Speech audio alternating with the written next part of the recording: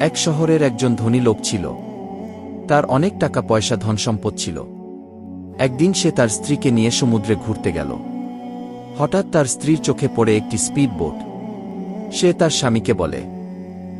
স্বামীকে বলে আমি ওই স্পিড বোটটাতে উঠব, সমুদ্রের মাঝখানে যাব, অনেক মজা করব। তারা দুজনে মিলে স্পিড বোটে করে সমুদ্রের মাঝখানে গেল। তারা দুজনে দেখে অনেকগুলো ডলফিন মাছ খেলা করছে।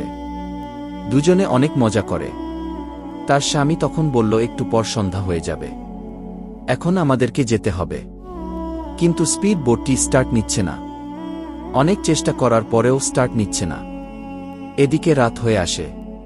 তারা দুজনেই ওখানে বসে থাকে। পরে তারা দেখতে পেল তাদের থেকে একটু দূরে একটি দ্বীপ। পরে তারা ওই দ্বীপে আশ্রয় নেয়, ততক্ষণ পর্যন্ত তাদেরকে উদ্ধার করতে না আসে। তাদের অনেক ক্ষুধা লাগে, পাশে দেখতে পায় অনেকগুলো ডাব গাছ। পরের ডাব গাছ থেকে ডাব পেড়ে তারা ডাবের পানি খায়। এদিকে শহরে তাদেরকে নিয়ে খবরে পত্রিকা বের হয়। পরে তাদেরকে দ্বীপ থেকে উদ্ধার করে নিয়ে যায়। ভিডিওটি ভালো লাগলে চ্যানেলটা সাবস্ক্রাইব করো।